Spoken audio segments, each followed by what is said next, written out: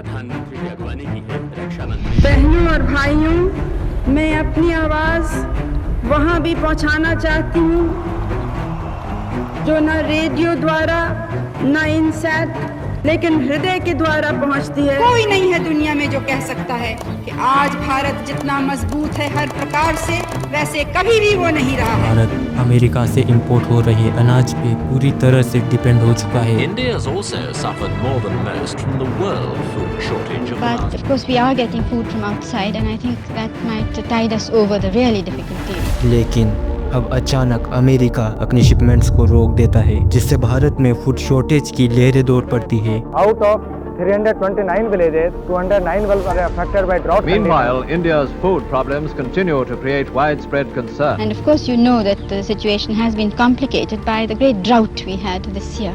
That was one of the reasons for the food shortage. America का बस एक ही कहना था कि अपनी रुपये को डी वैल्यू करो, मीन्स अपने रुपए की वैल्यू को खुद ही गिरानी पड़ेगी तभी मदद मिलेगी। अब यहाँ पे प्राइम मिनिस्टर इंदिरा गांधी के पास सिर्फ दो रास्ते थे, पहला पब्लिक ओपिनियन बचाना और डी वैल्यूएशन से बचना, और दूसरा एक टफ डिसीजन लेकर देश को फूड और फॉरेन एड दिलाना। And Indira Gandhi decided to choose this option.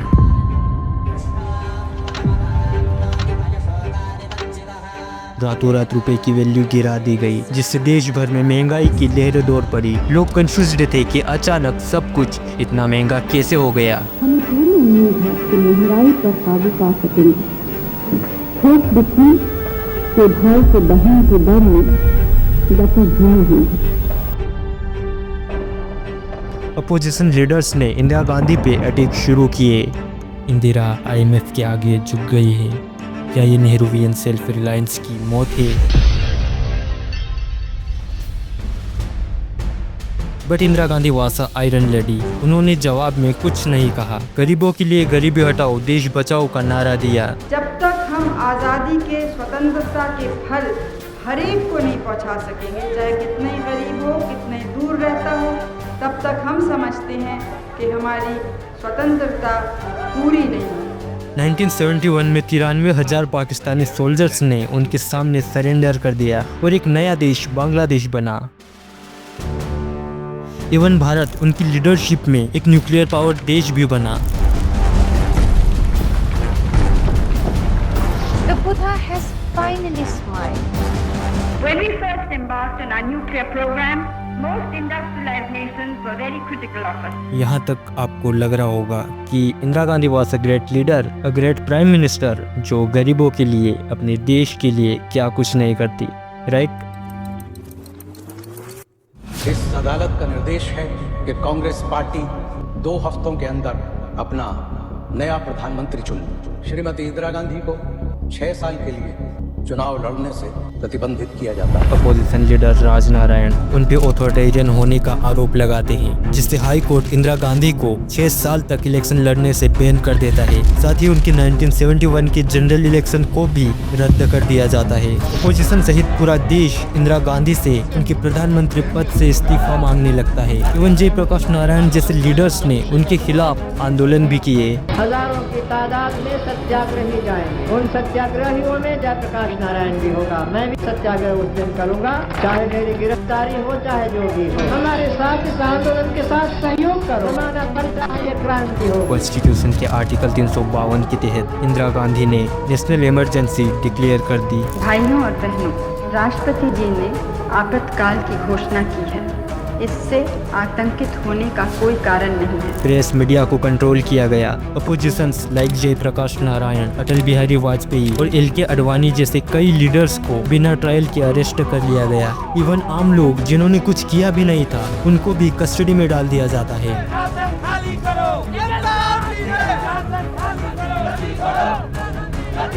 Tamil Nadu और गुजरात जैसे राज्यों में प्रेसिडेंट रूल लागू कर दिया गया। प्रजातंत्र के नाम पर प्रजातंत्र के काम को ही नकारने की कोशिश की जा रही है। The time when he was looking like a dictator.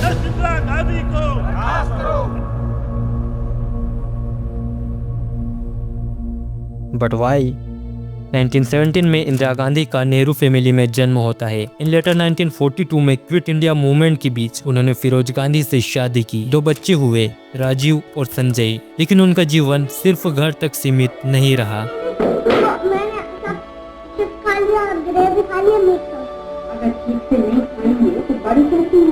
1964 में उनके पिता प्राइम मिनिस्टर नेहरू की मौत के बाद लाल बहादुर शास्त्री भारत के दूसरे प्रधानमंत्री बने। उन्होंने इंदिरा गांधी को इंफॉर्मेशन एंड ब्रॉडकास्टिंग मिनिस्टर बनाया और इसी साल वो राज्यसभा यानी अपर हाउस ऑफ पार्लियामेंट की मेंबर भी बनी। राष्ट्रगंज के आज तड़के प्रधानमंत्री श्री लाल बहादुर शास्त्री जी का रहस्यमयी निधन हो गया। शास्त्री जी की सडन डेथ के बाद अब एक नए प्राइम मिनिस्टर के चयन के लिए इंडियन नेशनल कांग्रेस के पास 2 मुख्य नेता थे। First Indira Gandhi and second Morarji Desai. CPP यानी कांग्रेस पार्लियामेंट्री पार्टी के बीच वोटिंग कराई जाती है, जिसमें मोरारजी देसाई को 169 और इंदिरा गांधी को 355 वोट मिलते हैं। बट रिमेम्बर, ये इलेक्शन कोई जनरल इलेक्शन नहीं था जिसमें आम जनता वोट करती है। ये एक इंटरनल इलेक्शन था जिसमें कांग्रेस पार्लियामेंट्री पार्टी के ही नेताओं ने वोट किया था और इसका रिजल्ट एक ही दिन में डिक्लेयर कर दिया गया था। मैं इंदिरा गांधी ईश्वर की शपथ लेती हूँ कि विधि द्वारा स्थापित भारत के संविधान के प्रति सच्ची श्रद्धा और निष्ठा रखूंगी। 24 जनवरी 1966 इंदिरा गांधी भारत की तीसरी और प्रथम महिला प्रधानमंत्री बनती है। Indira Gandhi has the good wishes of most of the world as she assumes her great office. जब इंदिरा गांधी प्राइम मिनिस्टर बनी तब उन्हें एक एक्सट्रीमली फ्रेजिल इकोनॉमी मिलती है। 2 wars, one with China in 1962 has gone out of her way to be friendly and cooperative with the Chinese government and people. Second with Pakistan in 1965.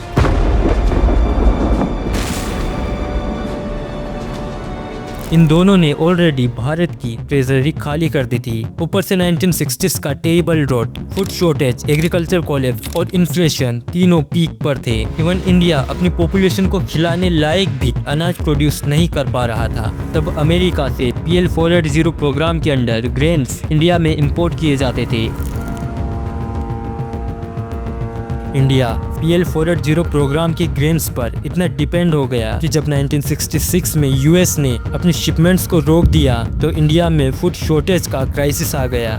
US और IMF दोनों का सिर्फ एक ही मैसेज था कि रुपए की वैल्यू को गिराओ तभी मदद मिलेगी। And Indira Gandhi was a great leader जिन्होंने यही किया भी, बिना अपनी परवाह किए कि इस डिसीजन से लोगों के माइंड में उनकी एक गलत इमेज बनेगी। लेकिन उनके लिए ये डिसीजन था टफ बट नेसेसरी।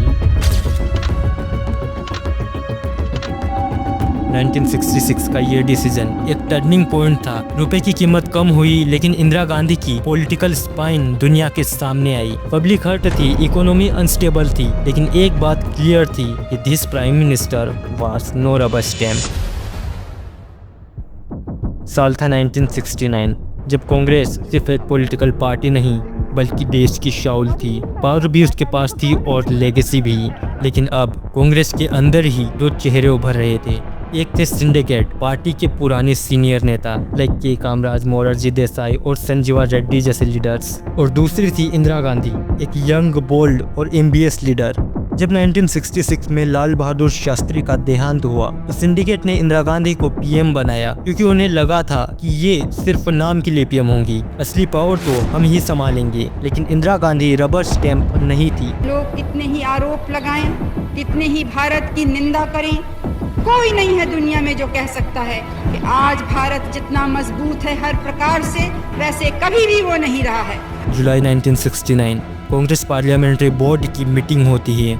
मुद्दा था कौन बनेगा अगला राष्ट्रपति। सिंडिकेट ने ऑलरेडी डिसाइड कर लिया था कि उनका कैंडिडेट संजीवा रेड्डी होगा, लेकिन इंदिरा गांधी इस फैसले से बिल्कुल भी खुश नहीं थी। मीटिंग के दौरान उन्होंने एक अल्टरनेटिव नाम दिया, जगजीवन राम, एक वेटरन दलित लीडर। लेकिन सिंडिकेट यहाँ पर एक चाल चलते हैं। उन्होंने कैंडिडेट को चूज करने के लिए वोटिंग करवाई और इंदिरा गांधी को 4-2 से हरा दिया, जिससे वो और भी ज्यादा आइसोलेट हो गई। लेकिन तभी गेम में एक नया ट्विस्ट आता है। वाइस प्रेसिडेंट वीवी गिरी ने अनाउंस कर दिया कि वो एक इंडिपेंडेंट कैंडिडेट के रूप में प्रेसिडेंट का इलेक्शन लड़ेंगे।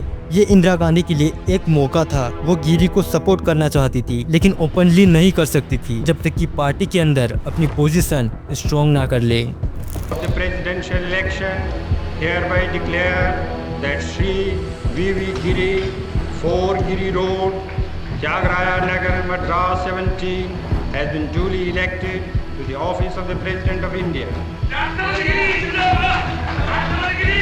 Well, somehow V.V. Giri won the election, and this incident was a breaking point. Congress अब दो पार्ट्स में बढ़ गई। फर्स्ट कांग्रेस ओ सिंडिकेट वाली and second Congress R Indira Gandhi वाली।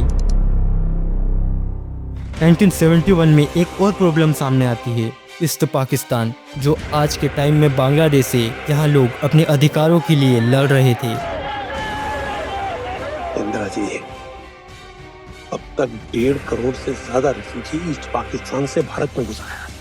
ये घने आबादी वाली देश के लिए बड़ी समस्या का विषय है। पाकिस्तानी आर्मी के अत्याचार की वजह से 1 करोड़ से ज्यादा रेफ्यूजी भारत में आ गए, जिससे इंदिरा गांधी ने अब डिसाइड किया कि इनफ इज इनफ। उन्होंने ईस्ट पाकिस्तान की फ्रीडम फाइटर्स लाइक मुक्ति वाहिनी ग्रुप का साथ दिया, और जब पाकिस्तान ने भारत पे अटैक किया तो इंदिरा गांधी ने युद्ध छेड़ दिया।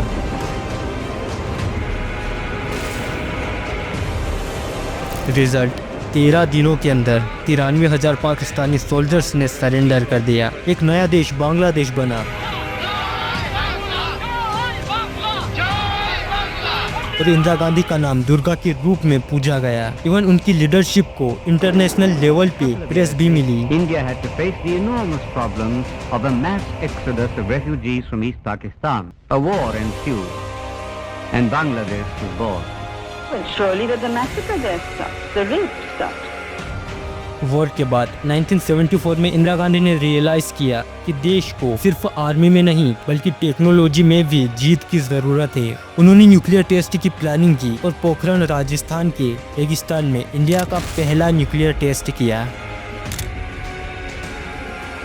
दुनिया हैरान थी कि भारत भी अब एक न्यूक्लियर पावर देश बन चुका है। आपको तो मालूम है कि हमारी नीति हमेशा दोस्ती की रही है। अब तक लोगों की नज़र में इंदिरा गांधी की इमेज एक मजबूत लीडर की बन चुकी थी, लेकिन जैसे जैसे उनकी पावर बढ़ती गई उन पे ऑथोरिटेरियन होने के आरोप लगने लगे। राजनारायण, जो रायबरेली से इंदिरा गांधी के खिलाफ चुनाव लड़कर हारे थे, वो अब इंदिरा गांधी पे चुनावी घोटाले का आरोप लगाते हैं, जिससे 12 जून 1975 को इलाहाबाद हाई कोर्ट इंदिरा गांधी के 1971 की लोकसभा इलेक्शन को रद्द कर देता है। साथ ही उन पे 6 साल के लिए बैन लगा दिया जाता है, मतलब वो अब 6 साल तक कोई भी इलेक्शन नहीं लड़ सकती थी। लेकिन इंदिरा गांधी ने इस मुद्दे को लेकर अब सुप्रीम कोर्ट में अपील की और 24 जून 1975 को सुप्रीम कोर्ट के फैसले के बाद उनके ऊपर जो 1971 के इलेक्शन घोटाले का आरोप लगा था वो बरकरार रहता है, लेकिन 6 साल का बैन हट जाता है।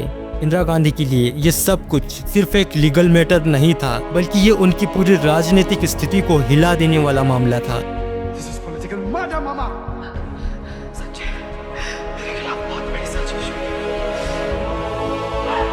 एक तरफ उनकी इमेज एक स्ट्रॉन्ग और डिसाइसिव लीडर की थी, दूसरी तरफ उनका विश्वास था कि ये सब सिर्फ एक पॉलिटिकल कंस्पिरेसी है जिसका मकसद उन्हें पावर से हटाना है। जब हाई कोर्ट से फैसला आया था तभी से अपोजिशंस ने उनके खिलाफ आंदोलन तेजी से शुरू कर दिए थे। जयप्रकाश नारायण जैसे कई नेताओं ने नेशनल वाइड प्रोटेस्ट और सिविल डिसोबीडियंस का आग्रह किया। देश के कई राज्यों में हड़ताल होने लगी और इंदिरा गांधी से पीएम पद के इस्तीफे की मांग होने लगी।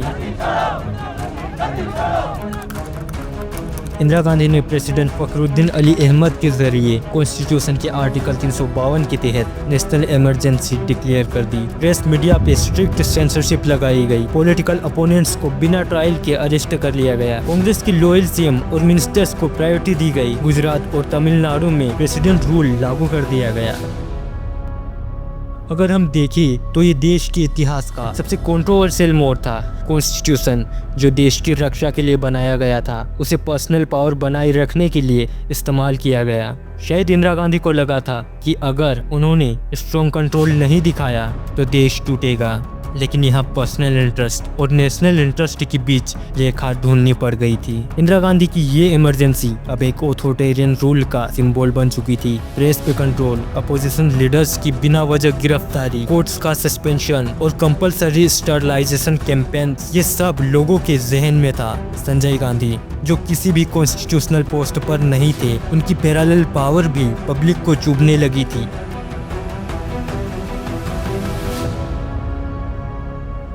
21 महीनों का अंतराल। लेटर 1977 में इंदिरा गांधी ने इमरजेंसी को हटाकर जनरल इलेक्शन का अनाउंसमेंट कर दिया। This is a time of challenge and decision.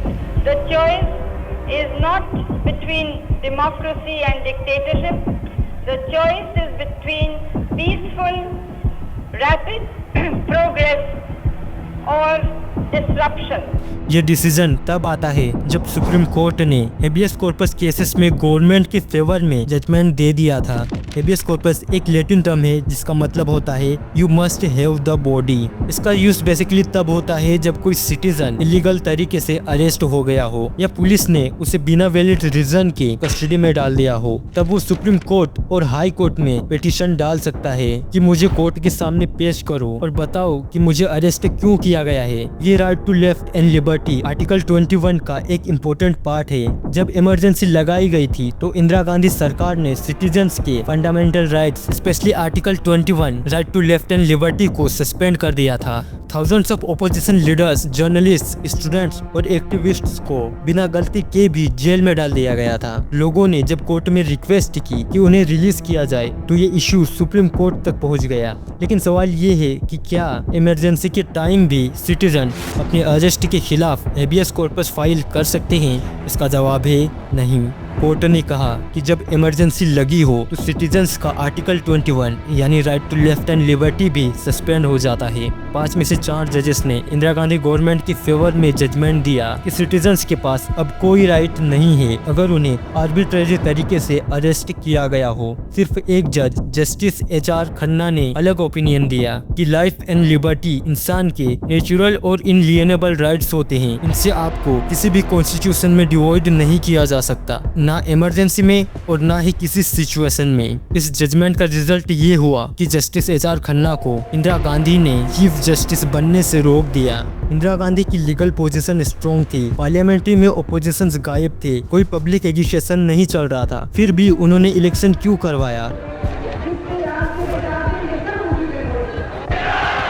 Government propaganda machine बन चुकी थी, फुल पावर में थी। रेडियो, टीवी, न्यूज़पेपर्स में उनका सिर्फ डेवलपमेंट मॉडल ही दिखाया जा रहा था। इंटेलिजेंस ब्यूरो की इनपुट्स थे कि लोग गवर्नमेंट के खिलाफ नहीं हैं, उन्हें लग रहा था कि पीपल्स आर सेटिस्फाइड। लेकिन ग्राउंड रियलिटी कुछ और ही थी। जब इलेक्शंस अनाउंस हुआ, फर्स्ट टाइम ओपोजिशन एकजुट हुए। कांग्रेस के खिलाफ सब रीजनल और नेशनल पार्टीज ने जनता पार्टी बनाई under the moral leadership of Jayaprakash Narayan. हजारों की तादाद में सत्याग्रही जाएंगे। बिहार, यूपी, दिल्ली, पंजाब, हरियाणा, हर जगह ह्यूज एंगर था। प्रेस, स्टूडेंट्स, लॉयर्स सब इंदिरा गांधी के खिलाफ थे। इंदिरा गांधी और संजय गांधी दोनों अपनी सीट हार गई। जनता पार्टी ने एब्सोल्यूट मेजोरिटी के साथ गवर्नमेंट बनाई। From citizens view, Janata party को वोट देना उनका फ्रीडम ऑफ एक्सप्रेशन था। शायद ये वोट इंदिरा गांधी के खिलाफ नहीं, उनके अकॉर्डिंग तानाशाही के खिलाफ था। What do you think about this? क्या लगता है आपको? क्या इंदिरा गांधी इंडिया के लिए एक सेवियर थी या एक dictator? Please comment it your perspective. मैं अपनी आवाज़ वहाँ भी पहुँचाना चाहती हूँ जो न रेडियो द्वारा न इनसेट लेकिन हृदय के द्वारा पहुँचती है, जो लाखों लाखों हिंदुस्तानी भाई और बहन हमारे देश के बाहर रहते हैं।